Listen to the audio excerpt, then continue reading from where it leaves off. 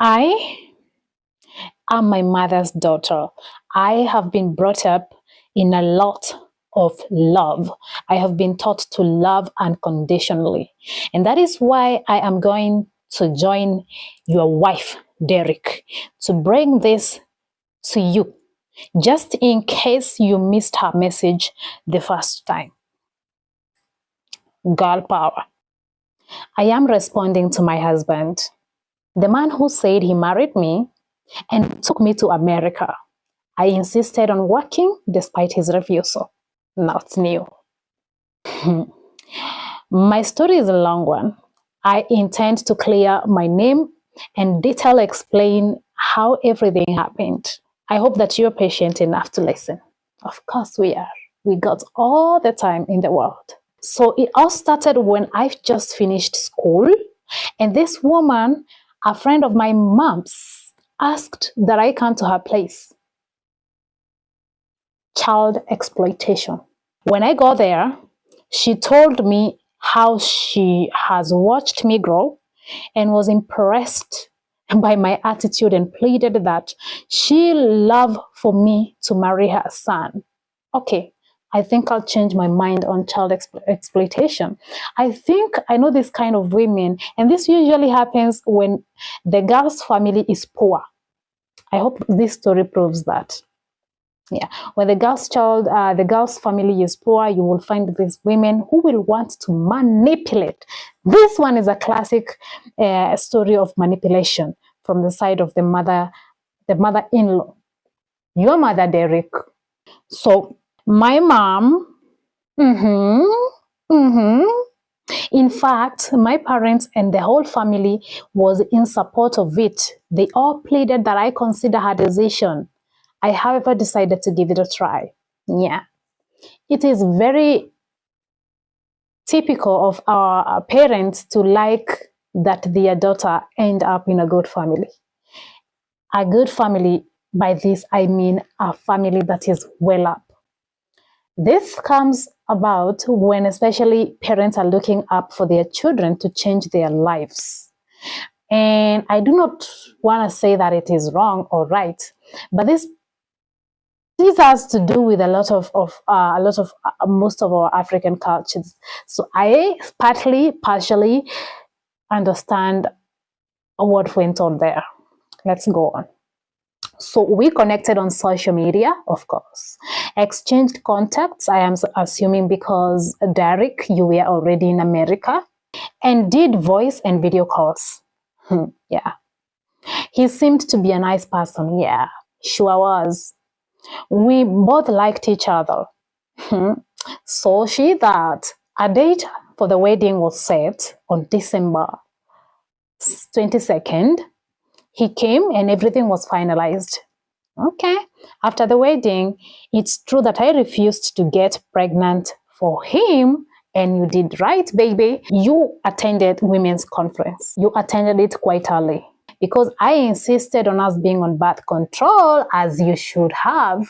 That was because I have witnessed and seen a lot of cases where these guys come from abroad, get married to a lady, and only come home when to get them pregnant and go back while always complaining about their papers not being ready. So thereby turning their wives into baby-making machines and finally leave them frustrated with maybe 3 to 4 kids. Not new at all. I just wasn't ready to take any chances, and by doing so, my husband was forced to get me to get more serious and speed up the processing of my papers so I could join him abroad. Luckily, my papers were ready in a few months because, of course, we women already know why. And finally joined him in the United States. This is where the problems all started. Let us hear the problems. While abroad for just 4 weeks, I noticed that my husband did not like me going out. All he wanted was that I sit at home and wait for him. He didn't even like me he didn't even like me talking to my neighbors.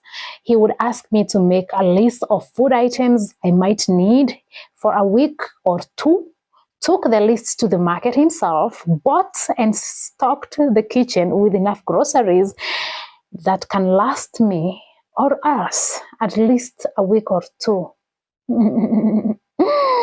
Familiar.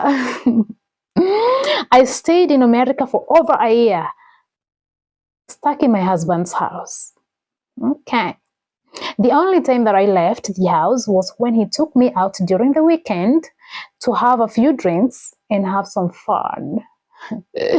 Okay, for over a year, I kept pleading with my husband to grant me permission to start working and earning something, no matter how little, at least to enable me help my parents and siblings back at home who thinks you are in America and not run to him for everything.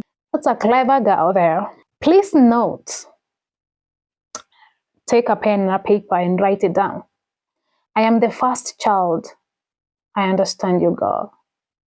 My siblings are all dropouts. My parents had to put all their resources and savings on me to see me through school, in which I finally graduated as a nurse, the money-making career in America. So I really felt bad when my parents or siblings needed help, and I was unable to do anything about it because I was fully dependent on my husband for everything. I ran to him most times about my family problems, but he didn't act on time or at all, with the excuse that he forgot. Yes, they always do. Well, luckily for me, one very faithful day, after so much pressure and pleading, my husband finally accepted that I can go out for sports every morning and could run around the neighborhood. In that case, I was so lucky to have met some very good friends who introduced me to their friends. And that's when I started asking questions. Sometimes they came around the house when my husband was obviously at work, and we would chat. Clever woman. That's how I was enlightened on so many things abroad that I had no clue about. These same friends even helped me secure a job in a certain hospital to work as a nurse. I was so excited that I told my husband, but he forbade me. Yeah, of course he would, saying he didn't bring me to America to work, but to be his wife, take care of his home, make babies and certainly take care of them. What? And make his meals. Derek, you should have hired a house girl. What you needed is a house girl and a surrogate mama. Yeah. You think that is enough? We ain't even halfway done. He insisted that it is what a good wife does. Men can lie. Men can lie. And that I must respect his decision as the chief commander of the house. Of course, Derek, we agree. You are the chief commander of the house. However, we are not looking for chief commanders. We are looking for kings who are comfortable in their masculinity. Kings who are not feeling intimidated by a woman, who are not thinking that a woman is not going to respect them after they start getting their own income. Those are the kings that we would be looking for. As for you, as the commander, chief commander of your house, you need to create an army, not a family. You need to get bombs running. You need to firearms, stuff like those. Commander-in-chief. Congratulations. We wish you all the best in your commanding. All right. Really, I was shocked and disappointed hearing these words come out of my husband's mouth. However, I ignored and continued to insist on working, hoping that he will come around. The week I started work, he started refusing to eat my food, nor talk to me. I still ignored and kept acting like everything was okay. This went on for about 2 weeks, and he suddenly came around. Or so you thought. This man patiently waited for Christmas holidays. He made me believe that we were going home to spend a holiday and celebrate my family and friends. Yeah. When we arrived in the country, he took me back to my parents' house. And when the holidays were over, he abandoned me in the village and took a flight back to the States. I guess he wanted to teach me a lesson and probably break me. I spent almost 2 months in the village. Thank God I still had my phone. I communicated with some friends who sympathized and helped me, and I was able to book a flight back to America. Now, this one is a little small tip for any girl who is out there. Please make sure that you back up your contacts somewhere, maybe on your email, or just back them up so that when you lose your phone, in the event that you lose your phone, in the event that your husband takes you back to the village and leaves you there and goes back with your phone, you can be able to access them. Okay? But this girl was a clever one. First, she was lucky she was able to remain with her phone. For 6 months, my husband had no clue I was back in the States. He probably thought that I was still in the village. I guess someone told him I was back and he came where I work to see things for himself. I could see the shock, anger, and disappointment on his face when he saw me. Few weeks later, he asked me for a divorce, saying that I'm stubborn and disobedient to him and that my family is in support of my bad behavior.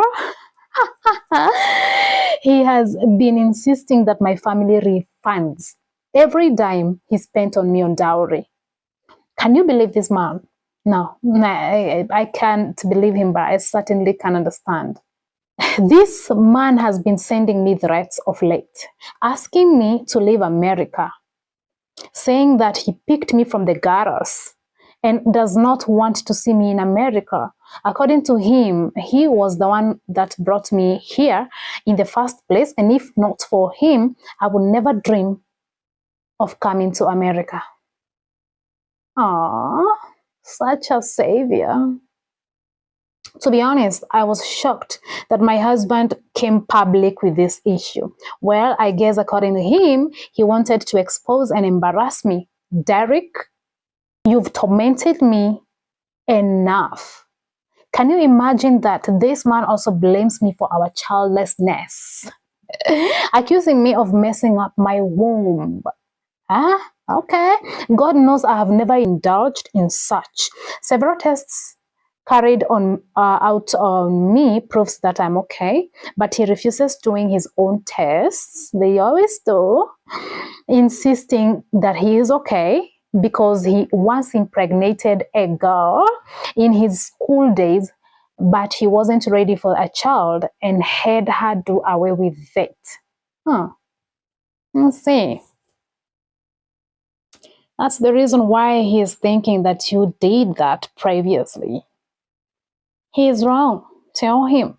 Derek, it's not every woman has aborted. Because he once got a girl pregnant, he keeps insisting that the fault is mine. Well, Derek, I am so happy to break this news to you. Your divorce papers have been signed. Yes, I've got someone so sweet, a million times better than you. I'm a month pregnant for him, and we are getting married in 2 months. And guess what? You are invited. I wouldn't invite him, but it's okay. I would never want to see that witch doctor anywhere near me, my family, or my air that I breathe. You asked that your dowry be refunded. Well, I have talked to my family. Everything will be refunded in full payment anytime that you are ready. You also insisted that I leave the States because you do not want to see me here. I promise you, if you continue like this, I'll be forced to dial. 911, what's your emergency? Ah, and you sure don't know what will happen. Please do not push me any further. Derek. Someone tag Derek to this story. Derek needs to hear this. It is an emergency. Derek needs to know this before the wedding happens. He needs to prepare his bank account to receive his dowry back. He needs to be aware that he might be receiving a 911 emergency call anytime soon if he doesn't change his mind. Okay, Derek. We are going to be sitting here waiting to see how the story unfolds, but I hope this babe is going to be safe, because really people like Derek are very dangerous. They can get consumed with jealousy, and they have no limits to what they can do. So at least cancel the invitation for Derek to come to your wedding, lest he be poisoning your guests. And to you, Derek, this message is a dedication to you that I did on behalf of your wife.